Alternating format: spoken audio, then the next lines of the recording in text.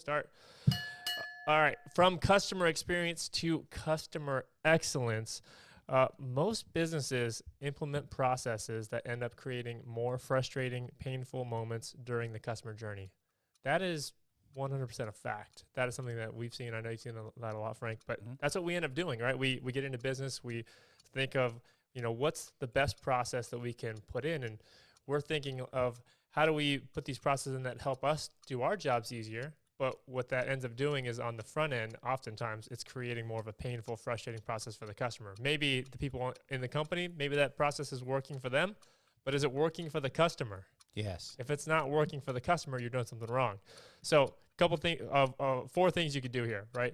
Focus on customer outcomes, leverage process mining. So think of it as discovery at scale. So this is kind of an interesting topic, Frank. We've seen this before, but process mining is something that is coming out. It's like it's getting more it's just getting more popular. So it's enabling broader data analysis than traditional approaches. So instead of relying on like small samples of data, now you're being able to perform analysis on thousands or millions of transactions. Yeah.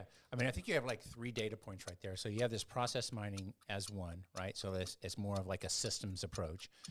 You have another one, which is like, like to catch a gopher, you got to think like a gopher. It's one of my favorite sayings from Caddyshack, is that, you actually have to go and try your system. Like people just go in there and do it and just see like all the impediments and the challenges and the friction that you've created. Another one is to go in and actually just, write out the customer journeys and then inspect that, inspect where you want to drive, conversion, where you want to create engagement, where you want to amplify that engagement. And I know for us, as we're working with clients, we do all 3 of those things. And so, in fact, I saw a LinkedIn article here this week where a person says like, well, just try your stuff. And how does it taste? How does it taste? It doesn't taste good? Okay.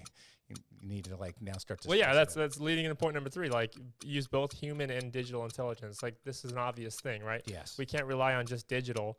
We need human intelligence. Technology should augment and assist people, not replace them. I'm going to say that again. Technology should augment and assist people, not replace them. So there shouldn't be this fear of big AI, robots, all this stuff's going to come in and it's going to like 100% eliminate jobs. That's not the goal. The goal is to augment and assist us to do our jobs better and to focus on better things to do.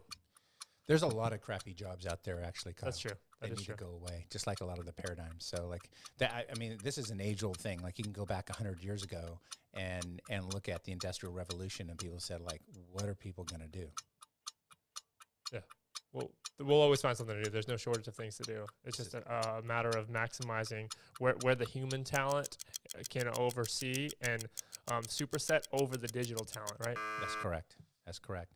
Now, that's not to say you're going to wake up one day and say, we've arrived, we've adapted. It's a constant struggle and a constant battle to continuously adapt.